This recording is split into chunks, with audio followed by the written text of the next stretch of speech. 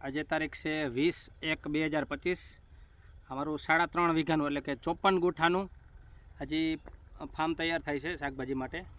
આની અંદર આગળ વિડીયો બનાવ્યો તે પ્રમાણે 12 લારી દેશી ખાતર, બીજો કચરો 10-12 લારી કાપ જેવું, ત્યારબાદ એને 2 વખત ખેડ કરીને પાછું 2 વખત રાતે અને રાતે રોટાવેટર મારેલું છે, એક સાંજે અને એક અત્યારે એની અંદર ખાતર નાખવાનું કામ ચાલુ છે। તો સૌથી પહેલાં અમે ડીએપી નાખી છીએ। આ વજન કરીને બધું ચાસના ભાગ કરીને વજન કરીને એકદમ પરફેક્ટ થાય એટલે નાખી છે। તો સાઈડમાં નોટમાં લખેલી છે કે 1700 ગ્રામ ડીએપી એટલે એક ચાસની અંદર, એટલે ટોટલ 50 કિલો ડીએપી થશે।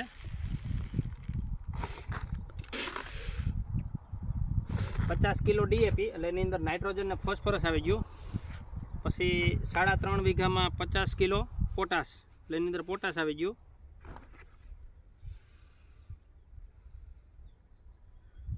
પછી પોલીસલ્ફેટ એ આઈપીએલ કંપનીનું આવે એટલે એની અંદર આવી ગયું સલ્ફર આવી ગયો, પોટાશ, મેગ્નેશિયમ ને કેલ્શિયમ એ ટોટલ 30 કિલો, 3.5 વીઘામાં 30 કિલો લેખે।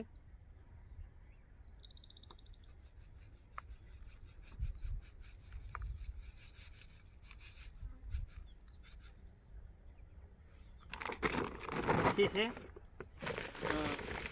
નેક્સસનું છે ઝીંક તારા એટલે એની અંદર છે મિક્સ માઇક્રોન્યુટન આવે છે। મિક્સ માઇક્રોન્યુટન ફર્ટિલાઇઝર નાના જે બધા હોય એ આવે છે। એ ખાસ કરીને આપણને ખબર હોય કે જે ઝીંક પ્લસ આવે એ ટાઈપના બધા ઓલો છે એની અંદર માઇક્રોન્યુટન, એની અંદર નાના માઇક્રોન્યુટન એની અંદર આવી જાય। એ 3.5 વીઘામાં 25 કિલો।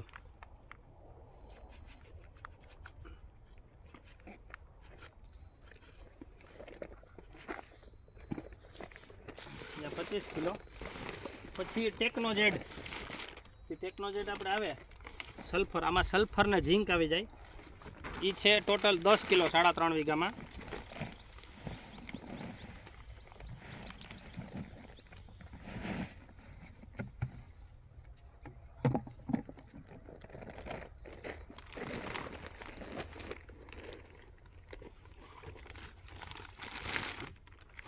પછી છે ઓલવિન વંડર પ્લસ, આની અંદર દરિયાઈ શેવાળ ને એ બધી વસ્તુ, સમુદ્રી ઘાસ ને બધી વસ્તુ છે, એમ ટૂંકમાં ઓર્ગેનિક આખું ખાતર છે। એ 3 કિલો 3.5 વીઘામાં।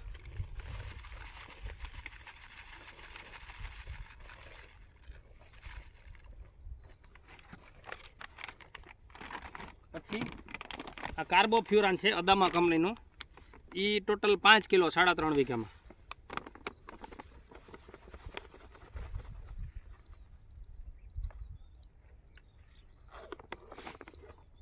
આવી રીતે આટલી વસ્તુ થઈ એટલે ખાસ કરીને નાઇટ્રોજન 18%, 46% ફોસ્ફરસ એ ટોટલ 50 કિલો 3.5 વીઘામાં 54 ગુઠામાં। પછી પોટાશ 50 કિલો 3.5 વીઘામાં। પછી પોલીસલ્ફેટ છે એની અંદર સલ્ફર આવી જાય, સલ્ફર, પોટાશ, કેલ્શિયમ ને મેગ્નેશિયમ આવી જાય, એ ટોટલ 30 કિલો 3.5 વીઘામાં। પછી જે આપણે ઝીંક તારા છે એટલે કે જે ઝીંક પ્લસ આવે એના ન્યુટ્રિશન છે એ ટોટલ 25 કિલો। પછી ટેકનોજેટ એટલે કે આપણે સલ્ફર છે રીપનું, એ ટેકનોજેટ એની અંદર સલ્ફર ને ઝીંક એ આવી ગયું, એ છે ટોટલ 10 કિલો। પછી 3 કિલો ઓલવિન વંડર એ જે છે ટોટલ 3 કિલો 3.5 વીઘામાં।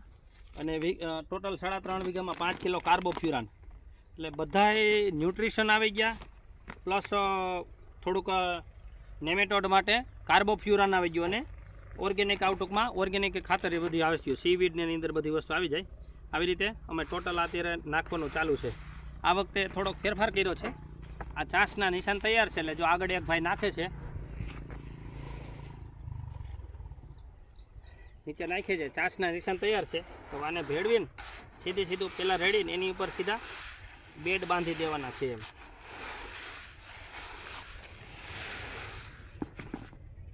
આ તૈયાર થઈ ગયું, હવે આ નાખવાનું। આ એક ચાસનું માપ ચાલ્યું જાય છે એમ, જે આવી રીતે અમે નાખી છે। જો અહીંયા આગળ નાખાઈ ગયું છે, જો આ સફેદ લીટી દેખાય એ સેન્ટરમાં નાખી જાય ને આ ભાઈ પાછા અહીંથી નાખશે. હાલો નીચે રાખીને નાખવું પડે કારણ કે પાવડર જેવું છે એટલે પવન બહુ ઉડે નહીં.